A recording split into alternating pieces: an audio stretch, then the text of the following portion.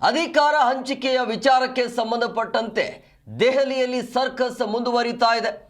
ಕಾಂಗ್ರೆಸ್ ವರಿಷ್ಠರ ಮಾತಿಗೆ ಸಿಎಂ ಸಿದ್ದರಾಮಯ್ಯ ಜಗ್ತಿಲ್ಲ. ಅಧಿಕಾರವನ್ನ ಬಿಟ್ಟು ಕೊಡಲು ಸಿಎಂ ಸಿದ್ದರಾಮಯ್ಯ ಒಪ್ಪಿಗೆ ಕೊಡ್ತಿಲ್ಲ ಅನ್ನೋದು ಗೊತ್ತಾಗ್ತಾ ಇದೆ. ಅಂದ್ರೆ ಇಲ್ಲಿ ಸಿಎಂ ಸಿದ್ದರಾಮಯ್ಯ ಹಠ ಬಿಡಕ್ಕೆ ರೆಡಿ ಇಲ್ಲ, ಯಾವುದೇ ಕಾರಣ ಕೂಡ ಸಿಎಂ ಸ್ಥಾನವನ್ನು ಬಿಟ್ಕೊಡೋದಿಲ್ಲ ಅಂತ ಹೇಳಿ. ಆದರೆ DK ಶಿವಕುಮಾರ್ ಏನು ಮಾಡ್ತಾರೆ ಅಂತ ಹೇಳಿದ್ರೆ ಸಿಎಂ ಸ್ಥಾನವನ್ನ ಪಡಿತೀನಿ ಅನ್ನೋ ಹಠಕ್ಕೆ ಬಿದ್ದಿದ್ದಾರೆ DCM DK ಶಿವಕುಮಾರ್. ಸೊ ಹಂಗಾಗಿ ಸದ್ಯಕ್ಕೆ ಯಾವ ನಿರ್ಧಾರಕ್ಕೂ ಕೂಡ ಹೈಕಮಾಂಡ್ ಬಂದಿಲ್ಲ ಅನ್ನುವಂಥದ್ದು ಒಂದ್ ಕಡೆ ಹೈಕಮಾಂಡಿಂದ ಒತ್ತಡ ಇದೆ. ಆದ್ರೆ ಕರುನಾಡಿಗೆ ಹೊಸ ಸಿಎಂ, DKಶಿಗೆ ಸಿಎಂ ಗದ್ದುಗೆ ಫಿಕ್ಸ್ ಅನ್ನುವಂಥದ್ದು ಈಗ ತಾನೇ ಅದರ ಬಗ್ಗೆ ಚರ್ಚೆ ಆಗ್ತಾ ಇತ್ತು. ಸಿಎಂ ಸಿದ್ದರಾಮಯ್ಯ ರಾಜೀನಾಮೆಗೆ ಹೈಕಮಾಂಡ್ ಸೂಚನೆ ಕೊಟ್ರ, ಹೈಕಮಾಂಡ್ ಕಡೆಯಿಂದ ಸೂಚನೆ ಬಂತ ಅನ್ನೋದು ಒಂದೆರಡು ದಿನಗಳಲ್ಲಿ ಸೂಚನೆಯನ್ನ ಹೈಕಮಾಂಡ್ ಕೊಡುತ್ತೆ ಅನ್ನೋದು ಗೊತ್ತಾಗ್ತಾ ಇತ್ತು. ಸಿಎಂಗೆ ಮಾನಸಿಕವಾಗಿ ಸಿದ್ಧರಾಗಿ ಅಂತೇಳಿ ರಾಹುಲ್ ಗಾಂಧಿ ಹೇಳಿದ್ದಾರೆ. ರಾಜ್ಯ ರಾಜಕಾರಣದಲ್ಲಿ ಮಹತ್ವದ ಬದಲಾವಣೆ ಇದೆ, ಹೇಳಿದಾಗ ತ್ಯಾಗಕ್ಕೂ ಕೂಡ ನೀವು ಸಿದ್ಧರಾಗಬೇಕು ಅನ್ನುವಂಥ ಸೂಚನೆ ಹೈಕಮಾಂಡ್ ಕಡೆಯಿಂದ. ಶಾಸಕಾಂಗ ಸಭೆಯಲ್ಲಿ ಬಲ ಪ್ರದರ್ಶನ ಆಗ್ಲಿ ಅಂಥೇಳಿ ಆಪ್ತರು ಕೂಡ ಈ ರೀತಿ ಮನವಿಯನ್ನು ಮಾಡ್ತಿದ್ದಾರೆ ಅನ್ನೋದು.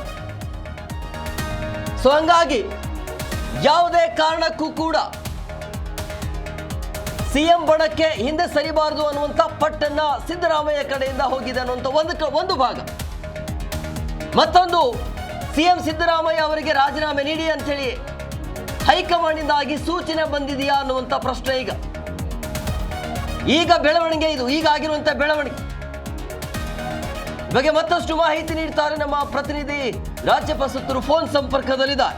ರಾಜ್ಯಪ್ಪ, ಈಗ ಬರ್ತಾ ಇರುವಂಥ ಅಪ್ಡೇಟ್, ಹೈಕಮಾಂಡ್ನಿಂದಾಗಿ ನೇರವಾಗಿ ಸಿದ್ದರಾಮಯ್ಯ ಅವರಿಗೆ ಸೂಚನೆ ಬಂದಿದೆ ಅನ್ನೋದು ಏನ್ ಹೇಳ್ತೀರಿ? ಈ ರಾಹುಲ್ ಗಾಂಧಿ ಮತ್ತೆ ಸುರ್ಜೇವಾಲಾ ಇರಬಹುದು ಅಥವಾ AICC ಅಧ್ಯಕ್ಷರ ನೇತೃತ್ವದಲ್ಲಿ ನಡೆದಂತ ಸಭೆ ಅಪ್ಡೇಟ್ ಸಿಕ್ಕಿಲ್ಲ. ಈಗ ಒಂದು ಅಪ್ಡೇಟ್ ಸಿಗ್ತಾ ಇದೆ. ಅದರ ಪ್ರಕಾರ ರಾಹುಲ್ ಗಾಂಧಿ ಸಿದ್ದರಾಮಯ್ಯ ಸೂಚನೆ ಕೊಟ್ಟಿದ್ರೆ, ನಾವು ಯಾವಾಗ ಸೂಚಿಸ್ತೇವೆ ಅವಾಗ ರಾಜೀನಾಮೆ ಕೊಡ್ಲಿಕ್ಕೆ ನೀವು ಸಿದ್ಧರಾಗಿ ಅಂತ, ಮತ್ತು ಆ ಒಂದು ಸಂಬಂಧಪಟ್ಟಂತೆ ಮಾನಸಿಕವಾಗಿ ಏನು ತಯಾರಿ ಮಾಡ್ಕೋಬೇಕು ಅನ್ನೋದನ್ನ ಮಾಡಿ ಅಂತ ಹೇಳಿದ್ದಾರೆ ಅಂತ ಒಂದು ಮಾಹಿತಿ ಲಭ್ಯವಾಗ್ತಾ ಇದೆ. ಹಾಗಾಗಿ ಸಿಎಂ ಸಿದ್ದರಾಮಯ್ಯರು ಸಹ ಈ ಒಂದು ಸಭೆ ಆದ ನಂತರ ಬಹುತೇಕ ಅಪ್ಸೆಟ್ ಆಗಿದ್ರು. ಯಾವುದೇ ಮಾತನಾಡ್ತೇನೆ ಅವರು ಹೇಳಿದ್ರು. ಅವರ ಬೆಂಬಲಿಗರಿಗೂ ಸಹ ಯಾವುದೇ ಸೂಚನೆಯನ್ನ, ಯಾವುದೇ ಮಾಹಿತಿಯನ್ನ ಹಂಚಿಕೊಂಡಿರಲಿಲ್ಲ. ಆದ್ರೆ ಇದೆಲ್ಲ ಆದ ನಂತರ ಸಚಿವ KJ ಜಾರ್ಜ್ ಅವರ ನಿವಾಸಕ್ಕೆ ಅವರು ಡಿನ್ನರ್ಗೆ ಸಂಜೆ ಊಟಕ್ಕೆ ತೆರಳುವ ಸಂದರ್ಭದಲ್ಲಿ ಅಲ್ಲಿ ಬಹುತೇಕ ಸಚಿವರುಗಳು ಸಿಎಂ ಸಿದ್ದರಾಮಯ್ಯ ಅವರಿಗೆ ಈ ಒಂದು ಸಂದೇಶವನ್ನು ಕೊಟ್ಟಿದ್ದಾರೆ. ನೀವು ಯಾವುದೇ ಕಾರಣಕ್ಕೂ ಸಿಎಂ ಸ್ಥಾನಕ್ಕೆ ರಾಜೀನಾಮೆ ಕೊಡುವಂತ ಅಗತ್ಯತೆ ಇಲ್ಲ. ಒಂದು ವೇಳೆ ರಾಜೀನಾಮೆ ಕೊಡಬೇಕು ಅಂತ ಹೇಳಿದ್ದೆ ಆದಲ್ಲಿ ಪಕ್ಷದ ಶಾಸಕಾಂಗ ಪಕ್ಷದ ಸಭೆ ಕರೆದು ಶಾಸಕರ ಅಭಿಪ್ರಾಯ ಸಂಗ್ರಹ ಮಾಡ್ಕೊಳ್ಳಿ. ಶಾಸಕರ ಬೆಂಬಲ ಯಾರಿಗಿದೆ ಅವರಿಗೆ ಮಾತ್ರ ನೀವು ಮುಖ್ಯಮಂತ್ರಿಯಾಗಿ ಮುಂದುವರಿಯುವಂತ ಅರ್ಹತೆ ಬರ್ತದೆ. ಒಂದ್ ವೇಳೆ ಶಾಸಕರ ಬೆಂಬಲ DCM DK ಶಿವಕುಮಾರ್ ಆಗಿದ್ರೆ ನೀವು ರಾಜೀನಾಮೆ ಕೊಡಿ. ಒಂದ್ ವೇಳೆ ಶಾಸಕರ ಬೆಂಬಲ ನಿಮ್ಮ ಪರವಾಗಿದೆ ಅದ್ದಲ್ಲಿ ನೀವು ಯಾವುದೇ ಕಾರಣಕ್ಕೂ ರಾಜೀನಾಮೆ ಕೊಡುವಂತ ಅಗತ್ಯತೆ ಇಲ್ಲ, ಯಾಕಂದ್ರೆ ನಿಮಗೆ ಶಾಸಕರ ಬೆಂಬಲ ಇದೆ. ಇಲ್ಲಿ ಒಪ್ಪಂದದ ಬಗ್ಗೆ ಯಾವುದೇ ಸ್ಪಷ್ಟ ನಿರ್ಣಯವನ್ನ ಕೈಗೊಳ್ಳಲಾಗಿಲ್ಲ. ಆದ್ರೆ DCM DK ಶಿವಕುಮಾರ್ ಅವರ ಒತ್ತಡಕ್ಕೆ ಮಣಿದು ಈಗ ವರಿಷ್ಠರು ಇಂತಹ ನಿರ್ಣಯವನ್ನ ಕೈಗೊಂಡಿದ್ದಾರೆ. ಯಾಕೆ DCM DK ಶಿವಕುಮಾರ್ ಸಭೆಯಲ್ಲಿ ಸಿದ್ದರಾಮಯ್ಯ ಕೊಟ್ಟಂತ ಎಲ್ಲಾ ಆಫರ್ಗಳನ್ನ ಸಿದ್ದರಾಮಯ್ಯ ತಿರಸ್ಕಾರ ಮಾಡಿದ್ರು. ಹಾಗಾಗಿ DCM DK ಶಿವಕುಮಾರ್ ಸಹ ಪಕ್ಷವನ್ನ ತೊರೆದು ಪಕ್ಷವನ್ನ ಬಿಟ್ಟು ಹೋಗುವಂತ ಸಂದೇಶವನ್ನು ಸಹ ತುಂಬಾ ಎಚ್ಚರಿಕೆಯಾಗಿ ಸಭೆಯಲ್ಲಿ ಕೊಟ್ಟಿರುವಂತ ಮಾಹಿತಿ ಇದೆ. ಹಾಗಾಗಿ ನಾನು ಪಕ್ಷಕ್ಕೋಸ್ಕರ ತ್ಯಾಗ ಮಾಡಿದ್ದೇನೆ. ಕಳೆದ ಬಾರಿ ನಾನು ಹಿಂದೆ ಗುಜರಾತ್ನ ಚುನಾವಣೆ ಸಂದರ್ಭ ಅಂದ್ರೆ ರಾಜ್ಯಸಭಾ ಚುನಾವಣೆ ಸಂದರ್ಭದಲ್ಲಿ ಜೈಲಿಗೆ ಹೋಗುವಂತ ಪರಿಸ್ಥಿತಿ ಎದುರಾಯಿತು. ಆ ಸಂದರ್ಭದಲ್ಲೂ ಪಕ್ಷ ನನ್ನನ್ನ ಗುರುತಿಸಲಿಲ್ಲ. ನಂತರ ವಿಧಾನಸಭಾ ಚುನಾವಣೆ ಸಾಕಷ್ಟು ಹಣವನ್ನು ಖರ್ಚು ಮಾಡಿ ಪಕ್ಷವನ್ನು ಸಂಘಟನೆ ಮಾಡಿ ಅಧಿಕಾರಕ್ಕೆ ತಂದಿದ್ದೇನೆ. ನನಗೆ ಅಧಿಕಾರ ನೀಡಿದ್ದೇನೆ, ಸಿದ್ದರಾಮಯ್ಯ ಅವರಿಗೆ ಅಧಿಕಾರ ನೀಡಲಾಗಿತ್ತು. 2.5 ವರ್ಷ ಅಂತ ಒಪ್ಪಂದ ಆದ್ರೂ ಸಹ ಇದುವರೆಗೆ ಜಾರಿ ಮಾಡುವಲ್ಲಿ ನೀವು ಯಾವುದೇ ಕಾರಣಕ್ಕೂ ನಮ್ಗೆ ಸಹಮತಿಯನ್ನು ವ್ಯಕ್ತಪಡಿಸಿಲ್ಲ. ಈಗ ಇನ್ನು ಕೇವಲ 2 ವರ್ಷ ಅವಧಿ ಉಳಿದಿದೆ. ಹಾಗಾಗಿ ಇನ್ನು ಮತ್ತಷ್ಟು ಕಾಲಾವಕಾಶ ದೂಡುವಂತ ಅವಶ್ಯಕತೆ ಇಲ್ಲ. ಆದಷ್ಟು ಶೀಘ್ರವಾಗಿ ನನಗೆ ಈ ಒಂದು ನಿರ್ಣಯ ಕೈಗೊಂಡು ನನಗೆ ಅಧಿಕಾರ ನೀಡಿ ಅಂತ ಒಂದು ಖಡಕ್ ಸಂದೇಶವನ್ನ DCM DK ಶಿವಕುಮಾರ್ ಕೊಟ್ಟಿದ್ರು. ಹಾಗಾಗಿ ಪಕ್ಷದ ವರಿಷ್ಠರು ಈ ನಿಟ್ಟಿನಲ್ಲಿ ನಿರ್ಣಯ ಕೈಗೊಂಡಿದ್ದಾರೆ. ಈಗ ಈ ಕೆಲವೇ ಹೊತ್ತಿನಲ್ಲಿ KC ವೇಣುಗೋಪಾಲ್ ಪತ್ರಿಕಾಗೋಷ್ಠಿ ಮಾಡಿಸಿ ರಾಜ್ಯಸಭಾ ಚುನಾವಣೆ ಮತ್ತು ವಿಧಾನ ಪರಿಷತ್ ಚುನಾವಣೆ ಆದ ನಂತರ ನಿರ್ಣಯ ಕೈಗೊಳ್ತೇವೆ ಅಂತ ಸಂದೇಶವನ್ನ ಕೊಟ್ಟಿದ್ರು. ಆದ್ರೆ ಅದೆಲ್ಲ ಸುಳ್ಳು. ಇದು ಕೇವಲ ನೆಪ ಮಾತ್ರಕ್ಕೆ ರಾಜ್ಯಸಭಾ ಚುನಾವಣೆ ಮತ್ತು ಈ ವಿಧಾನ ಪರಿಷತ್ ಚುನಾವಣೆಯನ್ನ ಉಲ್ಲೇಖ ಮಾಡಿದ್ದಾರೆ. ಅದು ನಿಜಕ್ಕೂ ನಡೆದಿದ್ದು ಮುಖ್ಯಮಂತ್ರಿ ಸಿದ್ದರಾಮಯ್ಯಗೆ ರಾಜೀನಾಮೆ ನೀಡಲಿಕ್ಕೆ ಸಮಯಾವಕಾಶ ನೀಡಿದ್ದಾರೆ. 2 ಅಥವಾ 3 ದಿನಗಳ ಒಳಗಾಗಿ ನಿಮ್ಮ ಕೆಲಸ ಕಾರ್ಯಗಳು ಏನೇನು ಬಾಕಿ ಇದೆ ಅದಷ್ಟು ಮುಕ್ತಾಯ ಮಾಡಿಕೊಂಡು ನೀವು ಆದಷ್ಟು ಶೀಘ್ರವಾಗಿ ರಾಜೀನಾಮೆ ಕೊಡಿ ಅಂತ ಸೂಚನೆ ಕೊಟ್ಟಿರುವಂತ ಮಾಹಿತಿ ಲಭ್ಯವಾಗ್ತಾ ಇದೆ. ಅದರ ಸಿದ್ದರಾಮಯ್ಯನವರು ತಮ್ಮ ಬೆಂಬಲಿತ ಶಾಸಕ ಅಭಿಪ್ರಾಯ ಪಡೆದಿದ್ದಾರೆ. ಅದರಲ್ಲಿ 2-3 ಕಂಡೀಷನ್ ಇದೆ. ಸಿದ್ದರಾಮಯ್ಯ ಅವರಿಗೆ ಯಾವ ಕಂಡೀಷನ್ಗೆ ಪಕ್ಷದ ವರಿಷ್ಠರು ಒಪ್ಪಿಗೆ ಕೊಟ್ಟಿದ್ದಾರೆ ಅನ್ನೋದು ಗೊತ್ತಿಲ್ಲ. ಅಂದ್ರೆ ಸಿದ್ದರಾಮಯ್ಯ ಅವರು ಕೆಳಗೆ ಇಳಿದಿದ್ದೆ ಅದಲ್ಲಿ ಕೆಪಿಸಿ ಅಧ್ಯಕ್ಷ ಸ್ಥಾನವನ್ನು ಯಾರು ಕೊಡಬೇಕು ಎಂಬ ಚರ್ಚೆ ಆಗಿಲ್ಲ, ಯಾರಿಗೂ ಸಚಿವ ಸ್ಥಾನ ಕೊಡಬೇಕು ಎಂಬ ಚರ್ಚೆ ಆಗಿಲ್ಲ, ಡಿಸಿಎಂ ಸ್ಥಾನವನ್ನು ಸೃಷ್ಟಿ ಮಾಡಬೇಕು ಅಂತ ಅನ್ನೋದಕ್ಕೆ ಡಿ.ಕೆ. ಶಿವಕುಮಾರ್ ವಿರೋಧವನ್ನು ವ್ಯಕ್ತಪಡಿಸಿದ್ದಾರೆ ಅಂತ ಮಾಹಿತಿ ಲಭ್ಯವಾಗ್ತಾ ಇದೆ. ಹಾಗಾಗಿ ಡಿಸಿಎಂ ಅನ್ನ ಸಿದ್ದರಾಮಯ್ಯನ ಮಗನಿಗೆ ಕೊಡ್ತಾರಾ ಅಥವಾ ಬೇರೆ ಯಾರಿಗೆ ಕೊಡ್ತಾರೆ, ಡಿಸಿಎಂ ಹುದ್ದೆಗಳನ್ನು ಎಷ್ಟು ಸೃಷ್ಟಿ ಮಾಡ್ತಾರೆ ಅನ್ನೋ ಬಗ್ಗೆ ಇನ್ನೂ ಯಾವುದೇ ಮಾಹಿತಿಗಳು ಲಭ್ಯವಾಗಿಲ್ಲ. ಇದು ಮುಂದಿನ ದಿನಗಳಲ್ಲಿ ಇನ್ನಷ್ಟು ಚರ್ಚೆಗೆ ಅವಕಾಶವನ್ನು ಕೊಡುವಂತ ಸಾಧ್ಯತೆ ಅಥವಾ ಸಿದ್ದರಾಮಯ್ಯ ರಾಜೀನಾಮೆ ಕೊಟ್ಟ ನಂತರ ಮತ್ತೆ ಚರ್ಚೆ ಮಾಡಿ ಅಂತಿಮ ನಿರ್ಣಯವನ್ನು ಕೈಗೊಳ್ಳಬೇಕು ಅನ್ನೋ ಬಗ್ಗೆ ವರಿಷ್ಠರು ಈ ನಿರ್ಧಾರವನ್ನ ಮಾಡಿರ್ಲಿಕ್ಕೂ ಸಾಧ್ಯ ಇದೆ. ಒಟ್ಟಾರೆಯಾಗಿ ದೆಹಲಿ ನಡೆದಂತ ಸಭೆ ಬಹುತೇಕ ರಾಜ್ಯಕ್ಕೆ ಇದುವರೆಗೆ ಇನ್ನೂ ಕ್ಲೈಮ್ಯಾಕ್ಸ್ ಅಂತ ತಲುಪಿಲ್ಲ ಅಂತ ಹೇಳಲಾಗ್ತಿತ್ತು. ಆದ್ರೆ ಈಗ ಕ್ಲೈಮ್ಯಾಕ್ಸ್ ಅಂತ ತಲುಪಿದೆ. ಸಿದ್ದರಾಮಯ್ಯ ರಾಜೀನಾಮೆಗೆ ಗಡುವನ್ನ ವಿಧಿಸಲಾಗಿದೆ. ರಾಹುಲ್ ಗಾಂಧಿ ಗಡುವನ್ನು ನೀಡಿದ್ದಾರೆ. ಆದ್ರೆ ಯಾವ ದಿನ, 1-2 ದಿನ ಅಂತ ಹೇಳಲಾಗ್ತಾ ಇದೆ. ಹಾಗಾಗಿ ಈ ವಾರಾಂತ್ಯದ ಒಳಗಾಗಿ ಸಿದ್ದರಾಮಯ್ಯ ರಾಜೀನಾಮೆ ಕೊಡ್ತಾರ ಅಥವಾ ಶಾಸಕರ ಪಕ್ಷ ಸಭೆ ಕರೆದು ಶಾಸಕರ ಅಭಿಪ್ರಾಯವನ್ನು ಪಡೆದ ನಂತರ ರಾಜೀನಾಮೆ ನೀಡುತ್ತಿ ಅಂತ ಪಟ್ಟಣ ಹಿಡಿತಾರ ಅದಕ್ಕೆ, ಅಥವಾ ಡಿ.ಕೆ. ಶಿವಕುಮಾರ್ ಕಾರ್ಯತಂತ್ರ ಏನು ಅನ್ನೋದನ್ನು ಒಂದಷ್ಟು ಕಾದ್ ನೋಡ್ಬೇಕಾಗತ್ತೆ. ಯಾಕಂದ್ರೆ ಸಿದ್ದರಾಮಯ್ಯ ಬಣದ ಸಚಿವರುಗಳು ಸಿದ್ದರಾಮಯ್ಯನ ಸಂಖ್ಯಾಬಲವನ್ನ ಅಥವಾ ಬೆಂಬಲವನ್ನ ವೃದ್ಧಿಸುವಂತ ಪ್ರಯತ್ನವನ್ನ ಮಾಡಬಹುದು ಅಥವಾ ಡಿ.ಕೆ. ಶಿವಕುಮಾರ್ ಯಾವ ಪ್ರಯತ್ನವನ್ನು ಮಾಡ್ತಾರೆ ಅನ್ನೋದು ಸಹ ಯಕ್ಷ ಪ್ರಶ್ನೆ ಆಗಿದೆ. ಹಾಗಾಗಿ ಇದು 2-3 ದಿನಗಳಿಗೆ ಬಹುತೇಕ ರಾಜ್ಯ ರಾಜಕಾರಣದ ಒಂದು ಸ್ಪಷ್ಟ ಯಾರಿಗೆ ಅಧಿಕಾರ ಹಸ್ತಾಂತರ ಆಗತ್ತೆ, ಸಿದ್ದರಾಮಯ್ಯನ ಅವಧಿ ಮುಕ್ತಾಯ ಆಗತ್ತಾ ಅಥವಾ ಡಿಸಿಎಂ ಅವರಿಗೆ ಅವಕಾಶ ಸಿಗುತ್ತಾ ಅಥವಾ ಪರ್ಯಾಯವಾಗಿ ಬೇರೆ ಯಾರ ನಾಯಕತ್ವವನ್ನು ಹುಟ್ಟು ಹಾಕ್ಲಿಕ್ಕೆ ಸಿದ್ದರಾಮಯ್ಯ ಬಣ ಪ್ರಯತ್ನ ಮಾಡಬಹುದಾ ಅನ್ನೋದು ಸಹ ಯಕ್ಷ ಪ್ರಶ್ನೆ ಆಗಿದೆ. ಸತೀಶ್ ಜಾರಕಿಹೊಳಿ ಸೇರಿದಂತೆ ಹಲವಾರು ಸಚಿವರು ದೆಹಲಿಯಲ್ಲಿ ಉಳ್ಕೊಂಡು ಮಲ್ಲಿಕಾರ್ಜುನ ಖರ್ಗೆ ಅವರನ್ನ ಮತ್ತು ರಾಹುಲ್ ಗಾಂಧಿ ಅವರನ್ನ ಭೇಟಿ ಮಾಡುವಂತ ಸಾಧ್ಯತೆ ಇನ್ನೂ ಉಳಿದಿದೆ. ಹಾಗಾಗಿ ಸಿದ್ದರಾಮಯ್ಯ ಮತ್ತು ಕೆಲ ಸಚಿವರುಗಳು ಈಗ ದೆಹಲಿಯಿಂದ ಫ್ಲೈಟ್ ಅನ್ನು ಹತ್ತು ಬೆಂಗಳೂರಿಗೆ ವಾಪಸ್ ಆಗ್ತಾ ಇದ್ದಾರೆ.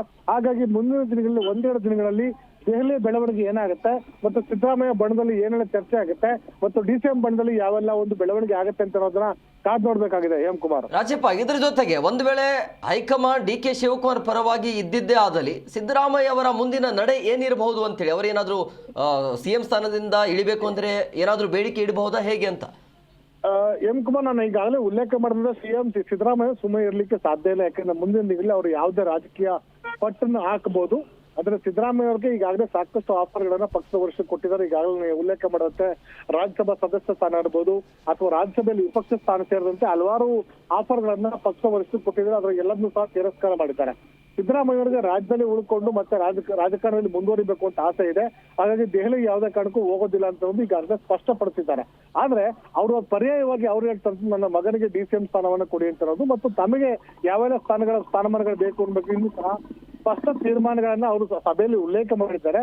ಆದ್ರೆ ವರಿಷ್ಠರು ಇದನ್ನೆಲ್ಲ ಒಪ್ಪಿಕೊಂಡಿದ್ದಾರೆ ಅಥವಾ ಸಿದ್ದರಾಮಯ್ಯವರು ಒಪ್ಪಿಕೊಂಡಿದ್ದಾರೆ ಅನ್ನೋ ಬಗ್ಗೆ ಇನ್ನೂ ಮಾಹಿತಿ ನಮ್ಗೆ ಲಭ್ಯವಾಗಬೇಕಾಗಿದೆ. ಯಾಕಂದ್ರೆ ಚರ್ಚೆ ಕೇವಲ ರಹಸ್ಯವಾಗಿ ನಡೆದಿರೋ ಕಾರಣಕ್ಕೋಸ್ಕರ ಇನ್ನಷ್ಟು ಮಾಹಿತಿಗಳು ನಮಗೆ ಹೊರಬರಬೇಕಾಗಿದೆ. ಹಾಗಾಗಿ ಮುಂದಿನ ದಿನಗಳು ಸಿದ್ದರಾಮಯ್ಯರು ಯಾವೆಲ್ಲ ಕಂಡೀಷನ್ ಹಾಕಿದ್ರು ಆ ಕಂಡೀಷನ್ಗಳಿಗೆ ಪಕ್ಷದ ವರಿಷ್ಠರು ಸಹಮತಿ ವ್ಯಕ್ತಪಡಿಸಿದರ ಬಗ್ಗೆ ನಮಗೆ ಸ್ಪಷ್ಟನೆ ಸಿಕ್ಕಿಲ್ಲ. ಮತ್ತು ಮುಖ್ಯಮಂತ್ರಿ ಸ್ಥಾನವನ್ನು ಬಿಟ್ಟುಕೊಟ್ಟಿದ್ದಾದ್ರೆ ಸಿದ್ದರಾಮಯ್ಯನವರು ಯಾವ ಆಲ್ಟರ್ನೇಟಿವ್ ಸ್ಥಾನಗಳನ್ನ ಅವರು ಡಿಮ್ಯಾಂಡ್ ಇಟ್ಟಿದ್ದಾರೆ ಅದಕ್ಕೆ ವರಿಷ್ಠರು ಒಪ್ಪಿಗೆ ಸೂಚಿಸಿದಾರಾ ಅಥವಾ ಸಿದ್ದರಾಮಯ್ಯ ಡಿ.ಕೆ. ಶಿವಕುಮಾರ್ ಒಪ್ಪಿಗೆ ಸೂಚಿಸಿದಾರಾ? ಮುಂದಿನ ದಿನಗಳಲ್ಲಿ ಸಿದ್ದರಾಮಯ್ಯ ಅವರ ಒಂದು ಏನು ನಡೆ ಏನಾಗಿರುತ್ತೆ, ಅವರ ಹುದ್ದೆ ಏನಾಗಿರ್ತದೆ, ಅವರ ಜವಾಬ್ದಾರಿಗಳೇನಾಗುತ್ತೆ, ಅವ್ರಿಗೆ ಪಕ್ಷದ ಜವಾಬ್ದಾರಿ ನೀಡಲಾಗತ್ತಾ ಅಥವಾ ಬೇರೆ ಏನು ಆಲ್ಟರ್ನೇಟಿವ್ ಹುದ್ದೆಗಳನ್ನ ಕ್ರಿಯೇಟ್ ಮಾಡಲಾಗತ್ತಾ ಅನ್ನೋ ಬಗ್ಗೆನೂ ಸಹ ಮಾಹಿತಿ ಲಭ್ಯವಾಗಬೇಕಾಗಿದೆ. ಒಟ್ಟಾರೆಗೆ ಸದ್ಯದ ಬೆಳವಣಿಗೆಯಲ್ಲಿ ಸಿದ್ದರಾಮಯ್ಯನವರಿಗೆ ಇದುವರೆಗೆ ಏನು 3 ವರ್ಷಗಳ ಕಾಲ ಅಬಾಧಿತವಾಗಿ ಅಧಿಕಾರವನ್ನು ಅನುಭವಿಸಿದ್ರು. ಈ ಎಲ್ಲ ಅಡಚಣೆ ನಡುವೆ ಅದು ಬಹುತೇಕ ಅಂತ್ಯವಾಗುವ ಒಂದು ಹಂತ ಬಂದಿದೆ. ಆದ್ರೆ ಅವರ ಮಗನ ರಾಜಕೀಯ ಬೆಳವಣಿಗೆಗೆ ಅವರು ವೇದಿಕೆಯನ್ನು ಕಲ್ಪಿಸಬೇಕು ಅಂತ ಪ್ಲಾನ್ ಆಗಿತ್ತು. ಅದನ್ನ ಎಕ್ಸಿಕ್ಯೂಟ್ ಮಾಡುವಲ್ಲಿ ಒಂದು ಸಾಧ್ಯತೆ ಕಂಡು ಬಂದಿಲ್ಲ. ಹಾಗಾಗಿ ಸಿದ್ದರಾಮಯ್ಯನ ಪ್ಲಾನ್ ಆಫ್ ಆಕ್ಷನ್ ಏನಿದೆ ಮತ್ತು ಅವರ ಬಣದ ಏನು ಸಚಿವ ಪರಮೇಶ್ವರ್ ಕರ್ಕೊಂಡು ದೆಹಲಿಗೆ ಹೋಗಿದ್ರು, ಅವ್ರನ್ನ ಡಿ.ಕೆ. ಶಿವಕುಮಾರ್ನ ಅಧಿಕಾರ ಬಿಟ್ಕೊಡಲಾರ್ದನಾಗಿ ಆಗಿದ್ದಲ್ಲಿ ತಮ್ಮನ್ನ ಮುಖ್ಯಮಂತ್ರಿ ಸ್ಥಾನದಿಂದ ಇಳಿಸುವಂತ ಸೂಚನೆ ಕೊಟ್ಟಿದ್ದೆ. ಅದರಲ್ಲಿ ಆಲ್ಟರ್ನೇಟಿವ್ ಆಗಿ ಪರಮೇಶ್ವರ್ ಅವರನ್ನ ಸೂಚಿಸ್ತೇನೆ ಅಥವಾ ಸತೀಶ್ ಜಾರಕಿಹೊಳಿ ಸಿಎಂ ಆಗಿ ನಾನು ಮಾಡ್ತೇನೆ ಅಂತ ಒಂದು ಭರವಸೆಯನ್ನ ಸಿದ್ದರಾಮಯ್ಯ ಕೊಟ್ಟು ಹೋಗಿದ್ರು. ಆದ್ರೆ ಈಗ ದೆಹಲಿಯಲ್ಲಿ ಅದು ಪ್ರಯತ್ನ ಯಶಸ್ವಿ ಆಗಿಲ್ಲ. ಹಾಗಾಗಿ ಅವರ ನಡೆಗಳು ಏನಾಗಿರುತ್ತೆ, ಅವರಿಗೆ ಯಾವ ಸ್ಥಾನಮಾನ ಕೊಡ್ತಾರೆ, ಅವರ ಬೆಂಬಲಿಗರ ಒಂದು ನಡೆ ಏನಾಗಿರುತ್ತೆ, ಅವರ ಬೆಂಬಲಿಗರಿಗೆ ಯಾವೆಲ್ಲ ಹುದ್ದೆಗಳನ್ನ ಕೊಡ್ತಾರೆ ಅಂತ ಅನ್ನೋದು ಮುಂದಿನ ದಿನಗಳಲ್ಲಿ ಇನ್ನಷ್ಟು ಚರ್ಚೆಯಿಂದ ಮಾಹಿತಿಗಳು. ರಾಜಪ್ಪ, ಇನ್ನೊಂದು, ಈಗ ಹೈಕಮಾಂಡ್ ನಿರ್ಧಾರ ತಗೋಬಹುದು ಅಥವಾ ಶಾಸಕರ ಬೆಂಬಲ ಇದಕ್ಕೆ ಅನಿವಾರ್ಯ ಇರುತ್ತಾ? ಈ ಸಂದರ್ಭದಲ್ಲಿ ಏನ್ ಮಾಡಬಹುದು ಹೈಕಮಾಂಡ್? ಎಂ ಕುಮಾರ್, ಇವೆರಡೂ ಸಹ ಸಾಧ್ಯತೆಗಳಿದೆ. ಯಾಕಂದ್ರೆ ಶಾಸಕರನ್ನ ವಿರೋಧ ಕಟ್ಕೊಂಡು ಹೈಕಮಾಂಡ್ ಯಾವ್ದು ನಿರ್ಣಯ ಮಾಡ್ಲಿಕ್ಕೆ ಬರೋದಿಲ್ಲ. ಆದ್ರೆ ಸಿದ್ದರಾಮಯ್ಯನವರೇ ಈ ಹಿಂದೆ ಹೇಳ್ತಾ ಇದ್ರು, ಪಕ್ಷದ ವರಿಷ್ಠರನ್ನ ಸೂಚಿಸಿದ್ರೆ ನಾನು ರಾಜೀನಾಮೆ ಕೊಡ್ಲಿಕ್ಕೆ ಸಿದ್ಧ ಅಂತ ಹೇಳ್ತಾ ಇದ್ರು. ಹಾಗಾಗಿ ಪಕ್ಷದ ವರಿಷ್ಠರಿಗೆ ಸೂಚನೆ ಕೊಟ್ಟಿದ್ದಾರೆ. ಆದ್ರೆ ಇದ್ರ ನಡುವೆ ಅವ್ರಿಗೆ ನೆಗೋಸಿಯೇಷನ್ ಮಾಡ್ಲಿಕ್ಕೂ ಒಂದಷ್ಟು ಅವಕಾಶಗಳು ಸಿದ್ದರಾಮಯ್ಯನವ್ರಿಗೆ. ಯಾಕಂದ್ರೆ ಸಿದ್ದರಾಮಯ್ಯನವರು ಮುಖ್ಯಮಂತ್ರಿ ಆಗಿದಂತವ್ರು. ಹಾಗಾಗಿ ಅವ್ರಿಗೆ ಸಹ ಒಂದಷ್ಟು ಚರ್ಚೆ ಮಾಡ್ಲಿಕ್ಕೆ ಕಾಲಾವಕಾಶ ಇದೆ. ಹಾಗಾಗಿ ಚರ್ಚೆಯನ್ನು ಮಾಡ್ತಿದ್ದಾರೆ. ಆ ಸಂದರ್ಭದಲ್ಲಿ ಪಕ್ಷದ ವರಿಷ್ಠರು ಸಿದ್ದರಾಮಯ್ಯನವರ ಬೆಂಬಲಕ್ಕೆ ಅಥವಾ ಸಿದ್ದರಾಮಯ್ಯನವರ ಡಿಮ್ಯಾಂಡ್ ಗಳನ್ನ ಫುಲ್ಫಿಲ್ ಮಾಡಬಹುದು. ಶಾಸಕರ ಅಭಿಪ್ರಾಯಕ್ಕೂ ಸಹ ಮನ್ನಣೆ ಕೊಡಬಹುದು. ಹಾಗಂದ ಮಾತ್ರಕ್ಕೆ ಡಿ ಕೆ ಶಿವಕುಮಾರ್ ಸುಮ್ಮನೆ ಇರ್ತಾರೆ ಅಂತ ಹೇಳಲಿಕ್ಕೆ ಸಾಧ್ಯ ಇಲ್ಲ. ಯಾಕಂದ್ರೆ ಇದುವರೆಗೆ ಸಿದ್ದರಾಮಯ್ಯ ಎಲ್ಲಾ ಬೇಡಿಕೆಗಳಿಗೂ ಸಹ ಡಿ ಕೆ ಶಿವಕುಮಾರ್ ಪ್ರತ್ಯಕ್ಷವಾಗಿ ಪರೋಕ್ಷವಾಗಿ ಬೆಂಬಲವನ್ನು ವ್ಯಕ್ತಪಡಿಸ್ಕೊತಾ ಬಂದ್ರು. ಹಾಗಾಗಿ ಈಗ ಸಿದ್ದರಾಮಯ್ಯ ಡಿ ಕೆ ಶಿವಕುಮಾರ್ ಹೇಳುವಂತ ಎಲ್ಲ ಡಿಮ್ಯಾಂಡ್ಗಳಿಗೂ ಸಿದ್ದರಾಮಯ್ಯ ಒಪ್ಪುವಂತ ಅನಿವಾರ್ಯತೆ ಇದೆ. ಹಾಗಾಗಿ ಮುಂದಿನ ದಿನಗಳಲ್ಲಿ ಸಂಘರ್ಷದ ಜೊತೆಗೆ ಸಿದ್ದರಾಮಯ್ಯವ್ರಿಗೆ ಸಂಕಷ್ಟನೂ ಇದೆ. ಹಾಗಾಗಿ ಏನೇ ಆಗುತ್ತೆ ಅನ್ನೋದನ್ನ ಕಾದ್ ನೋಡ್ಬೇಕಾಗಿದೆ ಎಂ ಕುಮಾರ್. ಎಸ್ ರಾಜಪ್ಪ, ಇದ್ರ ಜೊತೆಗೆ ಒಂದು ವೇಳೆ ಡಿ ಕೆ ಶಿವಕುಮಾರ್ ಸಿಎಂ ಆಗಿದ್ದೇ ಆದಲ್ಲಿ ಜನ ಹೇಗೆ ಒಪ್ಕೊಳ್ತಾರ? ಯಾಕಂದ್ರೆ ಸಿದ್ದರಾಮಯ್ಯ ಅಂತೇಳಿ ಜನ ವೋಟ್ ಮಾಡಿದ್ರು ಅನ್ನುವಂಥ ಚರ್ಚೆ. ಸಿಎಂ ಡಿ ಕೆ ಶಿವಕುಮಾರ್ ಆಗ್ಬಿಟ್ರೆ ಏನಿಲ್ಲ ಅಲ್ಲೋಲ ಕಲ್ಲೋಲ ಆಗತ್ತೆ ರಾಜ್ಯದಲ್ಲಿ ಅಂತ.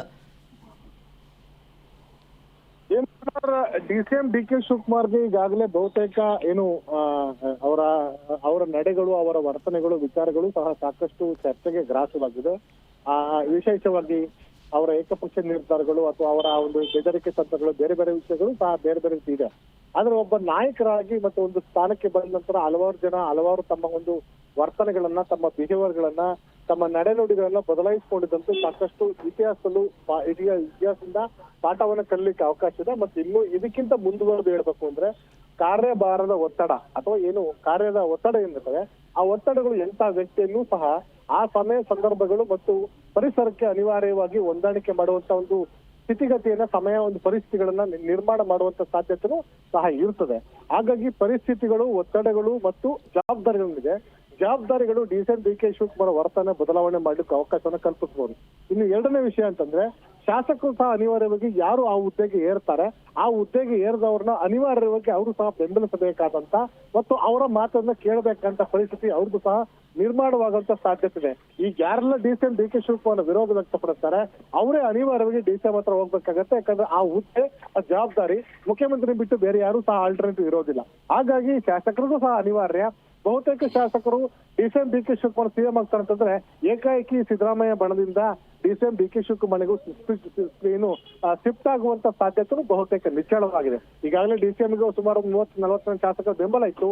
ಆದ್ರೆ ಸಿಎಂ ಆಗ್ತಾರೆ, ಸಿದ್ದರಾಮಯ್ಯ ರಾಜೀನಾಮೆ ಕೊಟ್ಟಂದ್ರೆ ಆಟೋಮೆಟಿಕಲಿ ಸಿದ್ದರಾಮಯ್ಯ ಬಣದಂತ ಬಹುತೇಕ ನಾಯಕರು ಅಥವಾ ಏನು ತುಂಬಾ ಆತ್ಮವಿಶ್ವಾಸದಲ್ಲಿದ್ದಂಥವ್ರು ಅಥವಾ ಕಟ್ಟ ದೋಸ್ತ ಅಂತಂದವರು ಸಹ ಉಳ್ಕೊಂಡು ಸಿದ್ದರಾಮಯ್ಯ ಬಣದಲ್ಲಿ ಏನು ಡಿ ಕೆ ಬಣದಲ್ಲಿ ಗುರುತಿಸ್ಕೋಬಹುದು. ನಿಮ್ಗೆ ಅದಕ್ಕೊಂದು ಸ್ಪಷ್ಟ ಉದಾಹರಣೆ ಕೊಡಬೇಕು ಅಂದ್ರೆ ಇತ್ತೀಚೆಗೆ ಎಂ ಬಿ ಪಾಟೀಲ್ ಇರ್ಬೋದು, ಸತೀಶ್ ಜಾರಕಿಹೊಳಿ ಇರ್ಬೋದು. ಸತೀಶ್ ಜಾರಕಿಹೊಳಿ ಸಿದ್ದರಾಮಯ್ಯ ಬಣದಲ್ಲಿ ಇದ್ರು ಸಹ ನಂತರ ದಿನಗಳಲ್ಲಿ ಡಿ ಕೆ ಶಿವಕುಮಾರ್ನ ಆಗಾಗ ಭೇಟಿ ಮಾಡೋದು, ಅವ್ರ ಜೊತೆ ಚರ್ಚೆ ಮಾಡುವಂತದ್ದು, ಸಿದ್ದರಾಮಯ್ಯ ಅವರ ಸಂದೇಶವನ್ನು ಅವರು ರವಾನೆ ಮಾಡೋದು, ಅವರ ನಡುವೆ ಇಬ್ಬರ ನಡುವೆ ಯಾವುದೇ ಗೊಂದಲ ಇಲ್ಲ ಅಂತ ಅನ್ನೋದು ಮತ್ತು ಸತೀಶ್ ಜಾರಕಿಹೊಳಿ ಡಿ ಕೆ ಶಿವಕುಮಾರ್ ವಿರೋಧ ಕಟ್ಕೊಂಡಿಲ್ಲ, ತಾವು ಅವರು ಪರಸ್ಪರ ಏನು ಫ್ರೆಂಡ್ ಅಂತ ಅನ್ನೋದನ್ನ ಸಂದೇಶ ನೀಡುವಂತ ಕೆಲಸ ಮಾಡ್ತಿದ್ದಾರೆ. ಹಾಗಾಗಿ ಎಲ್ಲೊಂದ್ ಕಡೆ ಅನಿವಾರ್ಯ ಪರಿಸ್ಥಿತಿ ಬಂದಂತ ಸಂದರ್ಭದಲ್ಲಿ ಎಂತ ನಾಯಕರು ಸಹ ಅಧಿಕಾರಕ್ಕೆ ಅಥವಾ ಅವಕಾಶಕ್ಕೆ ಹೊಂದಾಣಿಕೆ ಆಗ್ತಾರೆ ಅಂತ ಅನ್ನೋದಕ್ಕೆ ಸತೀಶ್ ಜಾರಕಿಹೊಳಿ ಮತ್ತು ಡಿ ಕೆ ಶಿವಕುಮಾರ್ ಅವರ ವಿಶ್ವಾಸವೂ ಸಹ ಒಂದ್ ರೀತಿ ಏನು ಅದಕ್ಕೊಂದು ಉದಾಹರಣೆ ಕೊಡ್ಬೋದಾಗಿದೆ. ಹಾಗಾಗಿ ಹುದ್ದೆಗೆ ಏರಿದ ಸಂದರ್ಭದಲ್ಲಿ ಅನಿವಾರ್ಯವಾಗಿ ಶಾಸಕರು ಸಹ ಅವರು ಸಪೋರ್ಟ್ ಕೊಡ್ತಾರೆ.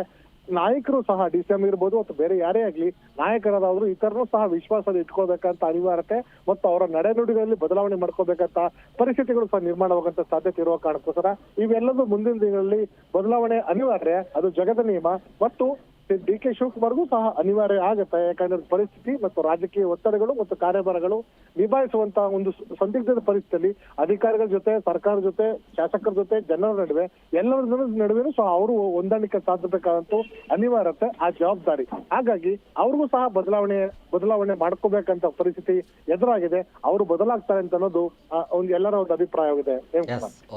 ಥ್ಯಾಂಕ್ ಯು ರಾಜಪ್ಪ ನಿಮ್ಮೆಲ್ಲ ಡೀಟೇಲ್ಸ್ಗಾಗಿ.